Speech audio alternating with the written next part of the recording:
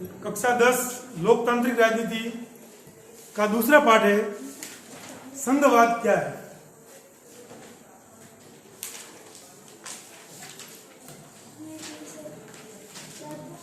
कल आप लोगों को मैंने बेल्जियम और श्रीलंका के बारे में बताया था कि बेल्जियम के अंदर और श्रीलंका के अंदर किस प्रकार वहां की सरकारों ने कुछ परिवर्तन किए, कुछ बदलाव किए और वहां जो समस्याएं चल रही थी उनकी शांति हुई।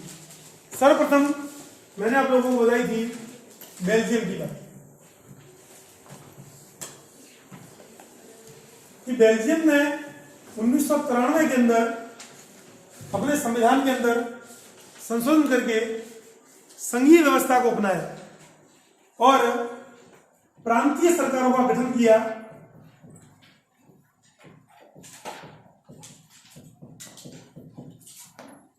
और संघ सरकार ने अपने कुछ अधिकार अपने नीचे की सरकारों को दे दिए, जिससे वहां पर जो समस्याएं चल रही थी गृह युद्ध की वो लगभग समाप्त हो गई। श्रीलंका के अंदर ठीक इसके विपरीत स्थिति थी। यहां पर सारे के सारे जो अधिकार हैं वो केंद्र सरकार ने अपने पास रखे, जिसके अंदर सिंगली जाति का बहुमत था। उसको हमने कहा है एकात्मक शासन।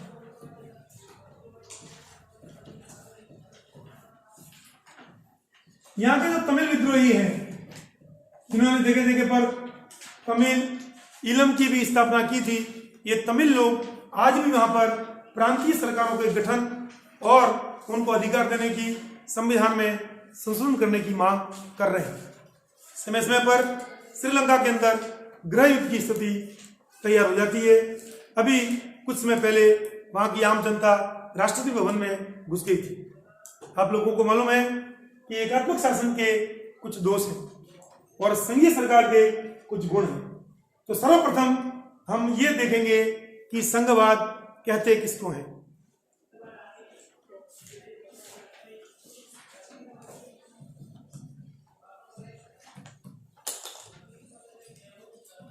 संघवाद का मतलब यह है कि वहां पर एक तो केंद्र की सरकार होती है, जिसको हम केंद्रीय सरकार कहते हैं। जैसे भारत के अंदर नई दिल्ली में हमारी केंद्र सरकार है, उसके अधीनस्थ कई प्रांतों की सरकार होती है, राज्यों की, और उसके अधीनस्थ कई स्थानीय स्वशासन, जिसको अपन नगर पालिका, ग्राम पंचायत, जिला परिषद, जिला पंचायत के नाम से जानते हैं। कहने का तात्पर्य यह है कि संघीय सरकार या संघवाद शासन की वो व्यवस्था है जहां सरकार के एक से ज्यादा स्तर होते हैं। संक्षेप में संघवाद लोकतांत्रिक सरकार की वो विशेषता है जहां सरकार का स्तर एक से अधिक होता है। 2 स्तर भी हो सकते हैं, केंद्र और प्रांत, 3 स्तर भी हो सकते हैं, इससे ज्यादा भी हो सकते हैं। जैसी उस देश की परिस्थिति, उस देश की जनता की स्थिति, उसके अनुरूप ये संघवाद विभिन्न प्रकारों में हमारे यहां पर समायोजित हो सकता है।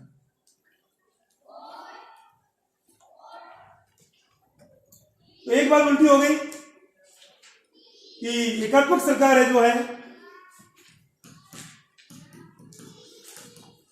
वो ठीक इससे उलट है। तुलनात्मक अध्ययन हम कर रहे हैं संघवाद का और एकात्मक सरकार का। ये जो सरकार है ये क्या है? संघीय सरकार है, जहां शासन का स्तर एक व्यक्ति के पास या एक सरकार के पास नहीं है।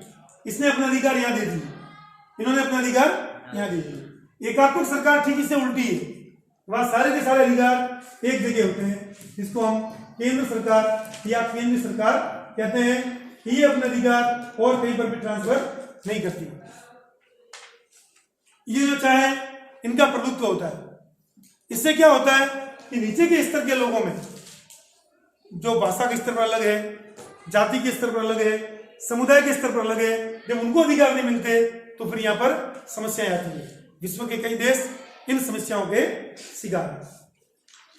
अब मैं बात कर रहा हूं आपको कि संघीय सरकार के अंदर प्रमुख विशेषताएं क्या क्या होती हैं एक बार आप स्पष्टता से सुन लीजिए इसको। संघीय सरकार की विशेषता है।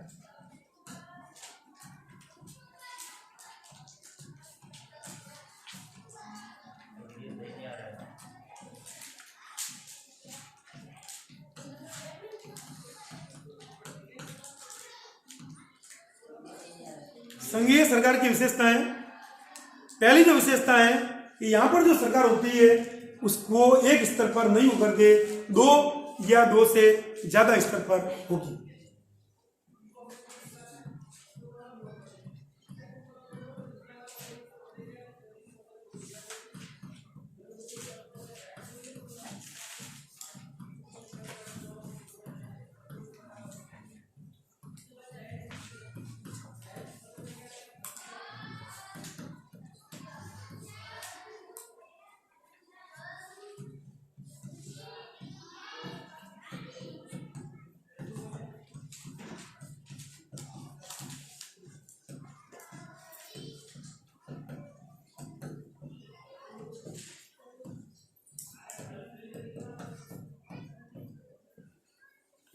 सरकार का स्तर एक नहीं होगा कि भैया इस देश के अंदर एक ही सरकार है जो दिल्ली से राज कर रही है या एक ही सरकार है जो जयपुर से राज कर रही है, ऐसा नहीं होगा।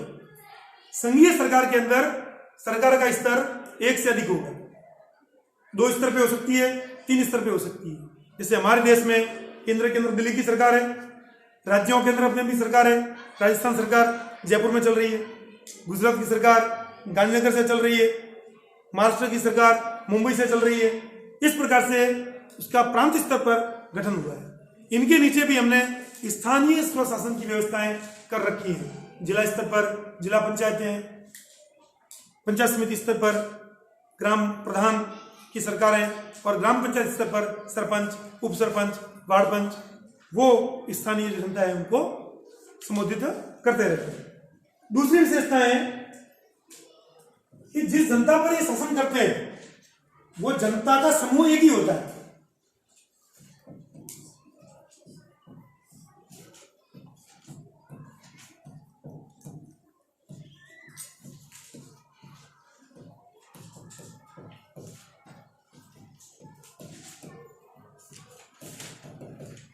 जो जनता है, जहां पर केंद्र राज्य कर रहा है या राज्य सरकार राज्य कर रही है, वो उनका जो जन समूह है वो एक समान है, लेकिन कानून बनाने में, कर लगाने में और दिन प्रतिदिन के काम करने में ये सरकारें स्वतंत्र होती हैं।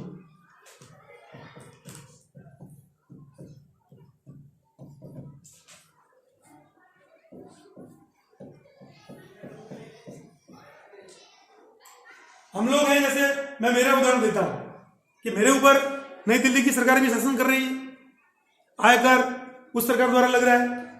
राजस्थान की जो जयपुर में बैठी सरकार है वो भी शासन कर रही है, और हमारी जिला पंचायतें, पंचायत समितियां, हमारी ग्राम पंचायतें वो भी अपने स्तर पर शासन करती है। मतलब व्यक्ति एक ही है, जनता वो 135 करोड़ है, उसके ऊपर केंद्र का भी शासन है, राज्यों का भी शासन है। जन समूह एक है, जनता एक ही है, लेकिन कानून बनाना अपने स्तर पर वो कानून बनाएंगे, उसमें उनको आजादी है।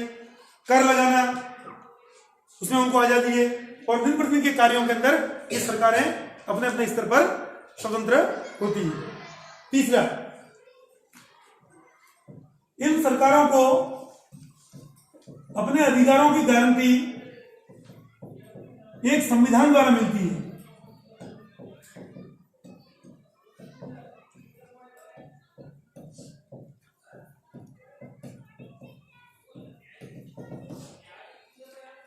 स्पष्ट संवैधानिक व्यवस्था है। संविधान द्वारा हमारे जैसे देश का उदाहरण दें हम तो 3 सूचियां हैं, संघ सूची है, राज्य सूची है, समवर्ती सूची है। राज्य सूची पर कोई भी राज्य अपनी इच्छा अनुसार जनता के हित में कानून बनाने की आजादी रखता है। उसके अंदर केंद्र सरकार किसी प्रकार की दखलंदाजी नहीं करती है। समवर्ती सूची में भी राज्य को केंद्र के समान ही अधिकार प्राप्त है। तो इस प्रकार से अधिकारों की जो गारंटी है वो एक संविधान द्वारा मिलती है। ऐसा नहीं है कि भैया राज्य ने कोई कानून बनाया और केंद्र सरकार की इच्छा हुई तो उस कानून को रद्द कर दिया, ऐसा नहीं हो सकता है। संविधान एक प्रमुख हमारे लिए ग्रंथ है जो केंद्र सरकार और राज्य सरकार दोनों को अपने अपने क्षेत्र में कार्य करने की आजादी दे रहा है। नंबर 4, संविधान संशोधन। अब संविधान को बना दिया, मान लीजिए केंद्र सरकार ने उसको बदल दिया, संशोधन कर दिया और सारे अधिकार अपने हाथ में ले लिए, तो ऐसा नहीं हो सकता है। संविधान की जो संशोधन की प्रक्रिया है,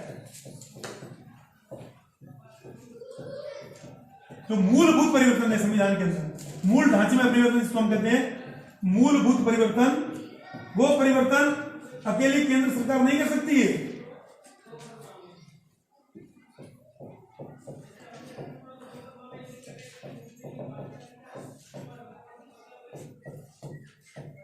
संवैधानिक ढांचे के अंदर या संविधान का मूल ढांचा है उसके अंदर केंद्र सरकार अपने स्तर पर परिवर्तन नहीं कर सकती। आधे से ज्यादा राज्यों का उसमें बहुमत चाहिए, और जब राज्य लोकसभा राज्यसभा विधायिकाओं से कोई कानून पास हो गया और मौलिक ढांचे में परिवर्तन का कानून है, तो उसके लिए आज भारतीय संघ के आधे से ज्यादा जो प्रांत हैं, राज्य हैं, उनकी विधानसभाओं का भी उसके अंदर बहुमत होना अनिवार्य होता है।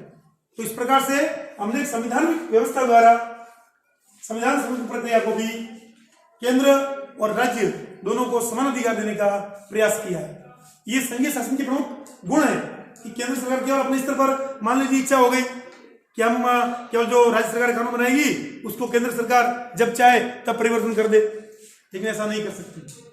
उसके लिए संविधान संशोधन करना पड़ेगा और संशोधन की प्रक्रिया बड़ी जटिल है, उसमें राज्यों का भी हमको बहुमत चाहिए।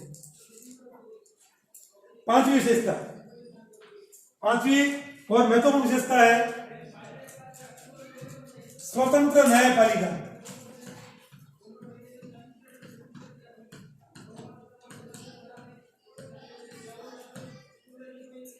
हमारे देश का सुप्रीम कोर्ट, सर्वोच्च न्यायालय, वो बिल्कुल स्वतंत्र है। अगर किसी मामले पर केंद्र और राज्य में मतभेद हो गया, किसी कानून पर मतभेद हो गया, तो उस कानून की व्याख्या, उस विवाद का हल हमारा सर्वोच्च न्यायालय है।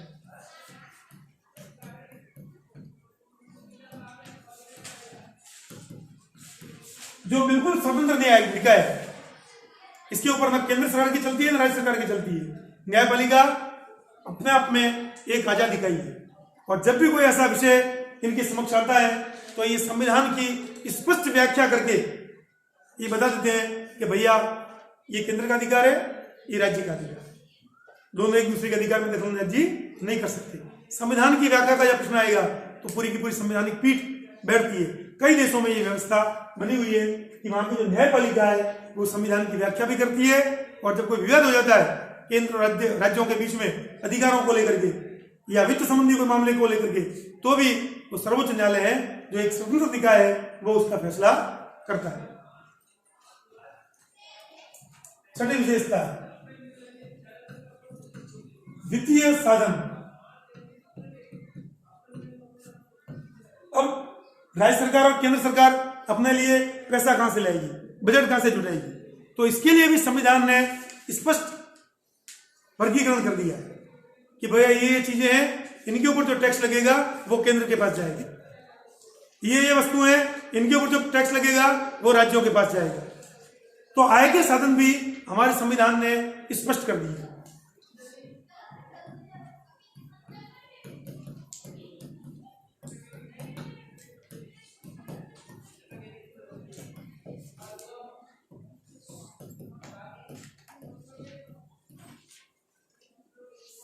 प्रत्यक्ष कर है, आयकर लग रहा है, इनकम टैक्स, उसमें राज्यों का हिस्सा क्या होगा, ये भी एक स्वतंत्र निकाय है, नीति आयोग वो तय करता है। जो पहले योजना आयोग तय करता था किस राज्य को क्या दिया जाए, अगर कोई राज्य सामान्य राज्यों से पिछड़ा राज्य है तो उसको अलग जो या विशेष सहायता भी केंद्र सरकार समय समय पर देती रहती है। बाढ़ प्रभावित कोई क्षेत्र है, भूकंप प्रभावित कोई क्षेत्र है, तो उनके लिए भी विशेष प्रावधान हम लोगों के संविधान ने किए हैं। तो इस प्रकार से हम कह सकते हैं कि हमारे देश के अंदर भी और दुनिया के कई देशों में जहां संघीय शासन व्यवस्था चल रही है वहां अधिकारों का स्पष्ट विभाजन हमारे सामने आता है। अब इस व्यवस्था से हमको क्या फायदा होता है? पहली बात, जो केंद्र की सरकार है वो देश की सुरक्षा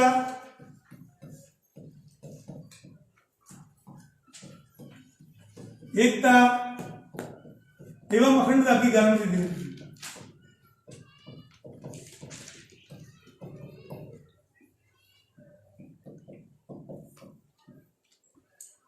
जब केंद्र सरकार है इसको थोड़े राज्यों से थोड़े ज्यादा अधिकार है संविधान के द्वारा, तो देश की सुरक्षा, कहीं दूसरे देश ने हमला कर दिया, देश के लोगों को एक रखना, देश की अखंडता सुनिश्चित करना, ये केंद्र सरकार के दिन आ गया और ये हो रही है।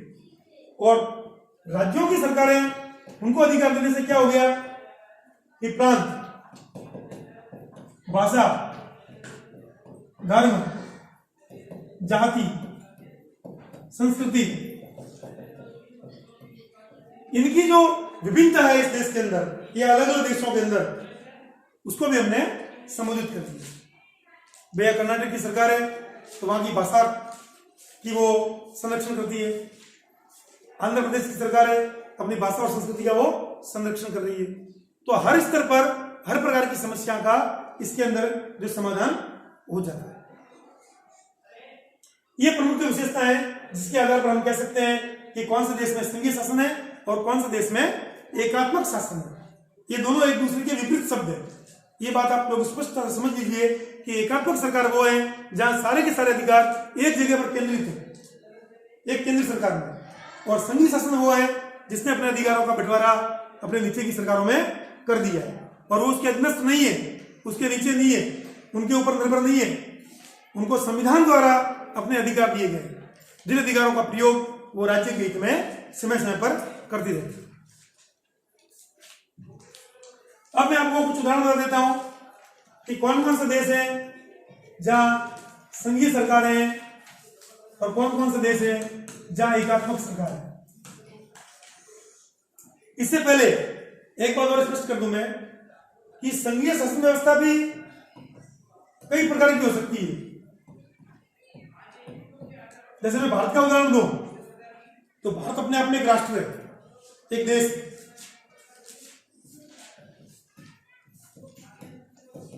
और इस देश को हमने विभिन्न राज्यों में विभक्त कर दिया है। 28 राज्य हैं हमारे, और अधिकार दे करके एक संघीय सरकार हमने बना दी।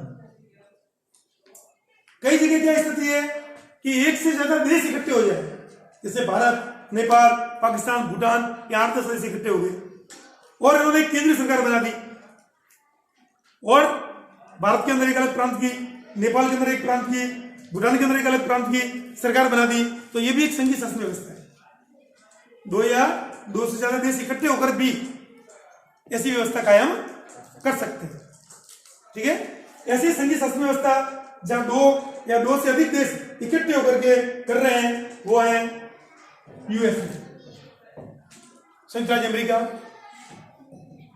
स्विट्जरलैंड, और भारत तो हम एक देश है, और एक देश को विभिन्न, ऑस्ट्रेलिया एक उदाहरण और है।